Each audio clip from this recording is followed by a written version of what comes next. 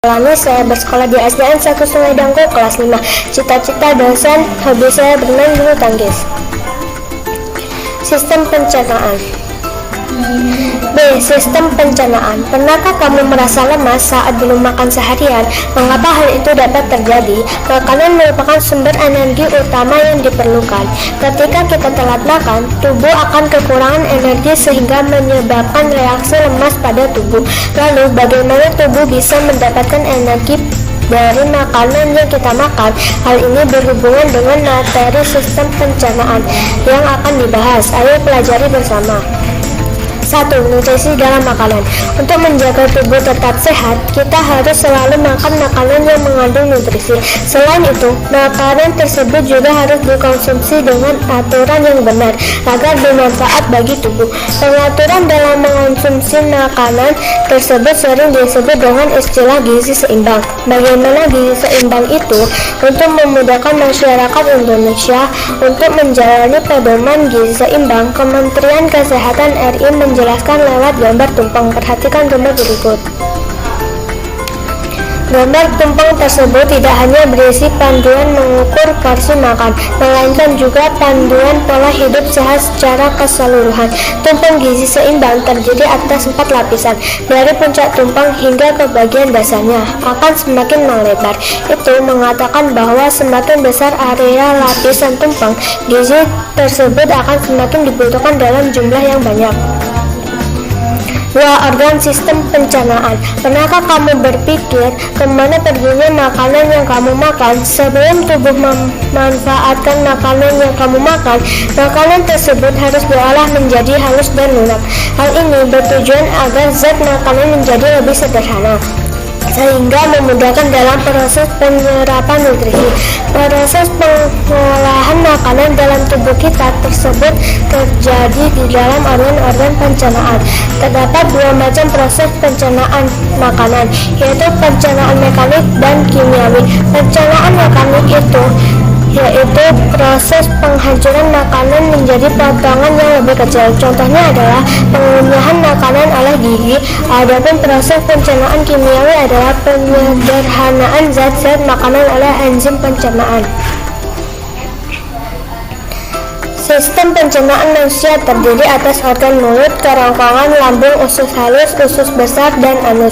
Selain organ, pada sistem pencernaan juga terdapat kelenjar pencernaan yang berfungsi untuk menghasilkan enzim. Enzim ini digunakan dalam proses pencernaan kimiawi. Adapun organ kelenjar pencernaan yaitu kelenjar ludah, hati, dan pankreas. Mulut.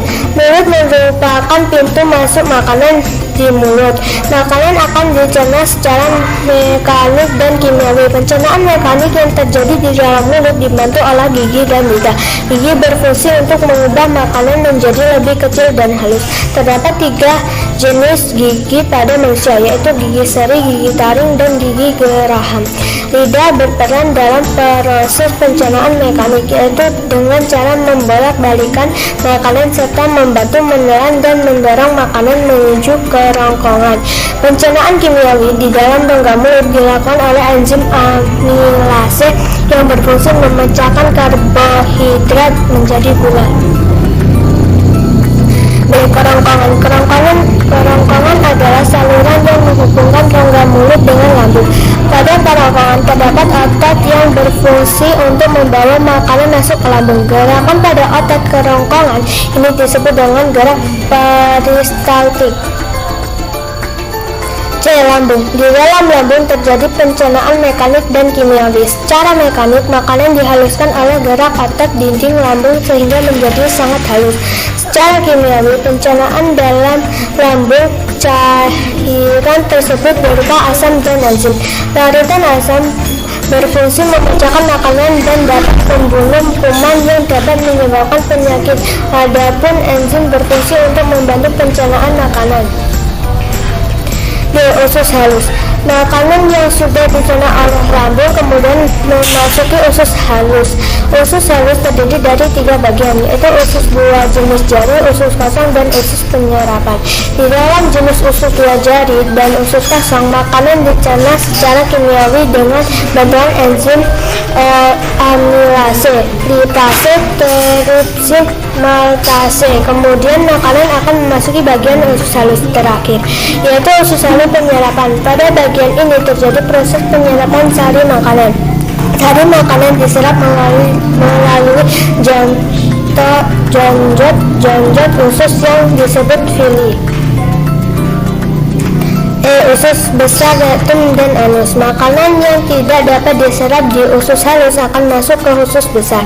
Di dalam usus besar terdapat bakteri yang membantu membusukkan sisa makanan sehingga menjadi tinja atau feses.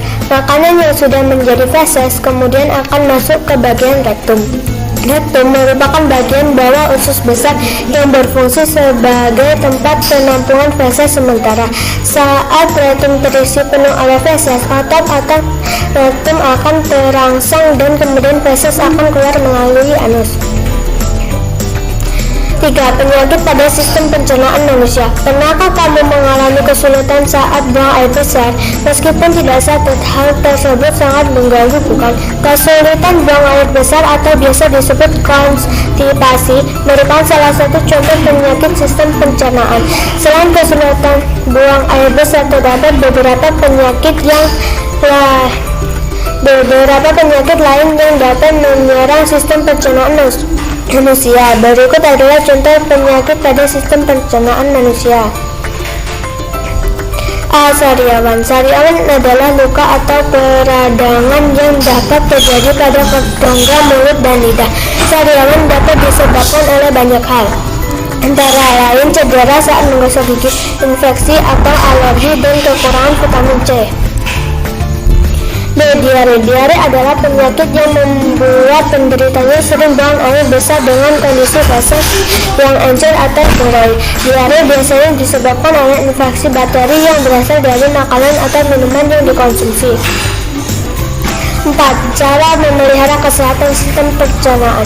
Bagaimana cara memelihara organ pencernaan? Cara memelihara sistem pencernaan dapat kita lakukan dengan menerapkan pola hidup sehat dan mengelola stres dengan baik. Pola hidup sehat dapat dilakukan dengan cara memilah makanan dengan gizi seimbang, banyak mengandung serat, dan minum air putih yang cukup. Selain mengatur makanan yang dikonsumsi, kesehatan pencernaan juga dapat dijaga dengan berolahraga. Olahraga teratur akan membantu fungsi lambung, usus halus, dan usus besar. Terima kasih. Wassalamualaikum warahmatullahi wabarakatuh.